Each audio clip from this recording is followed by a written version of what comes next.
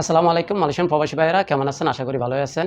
Malaysia প্রবাসী ভাইয়েরা, আপনারা যারা মালয়েশিয়া অনিয়মিত বা অবৈধ অবস্থান আছেন এবং দেশে ফেরার অপেক্ষায় ছিলেন, তাদের জন্য মালয়েশিয়া ইমিগ্রেশন বিভাগ থেকে একটি বড় সুখবর এসেছে। আজ আমরা জানাবো ইমিগ্রেশনের নতুন ঘোষণা অনুযায়ী সময়সীমা কতদিন বাড়ানো হয়েছে এবং জরিমানা কত। ওকে, সময়সীমা আপনারা জানেন যে অবৈধদের স্বেচ্ছায় দেশে ফেরার সুযোগ বা রিপার্টিশন প্রোগ্রাম 2.0 গত 30শে এপ্রিল শেষ হওয়ার কথা ছিল। কিন্তু মালয়েশিয়া সরকার প্রবাসী ভাইদের কথা চিন্তা করে এই প্রোগ্রামের মেয়াদ 1 মে 2026 থেকে বাড়িয়ে 31শে মে 2027 পর্যন্ত করেছে। অর্থাৎ আরও 1 বছর বাড়িয়েছে। সময়সীমা আরও 1 বছর বাড়িয়েছে নিরাপদে দেশে যাওয়ার জন্য।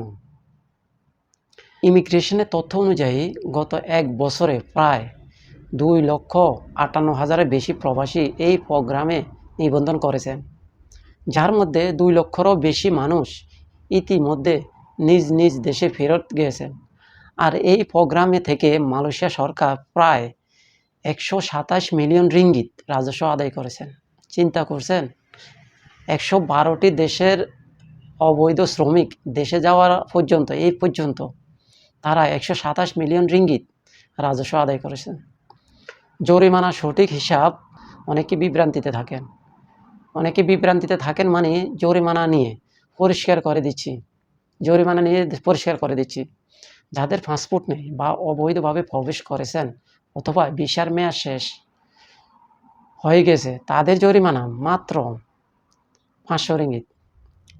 2 নম্বরে আসি, আর যারা ভিসা সত্ত্ব ভেঙে কাজ করেছেন অন্য কোম্পানিতে, তাদের জন্য জরিমানা 300 রিঙ্গিত, সাথে ইমিগ্রেশন ফি আছে 20 রিঙ্গিত। প্রয়োজনীয় ডকুমেন্ট ও কাগজপত্র কি লাগবে সাথে? ওকে, কি কাগজপত্র লাগবে? পাসপোর্ট বা travel permit, confirm one way বিমানের টিকিট 14 দিনের মধ্যে আপনারা বিমানের টিকিট থাকতে হবে, ডেট 14 দিন থাকতে হবে।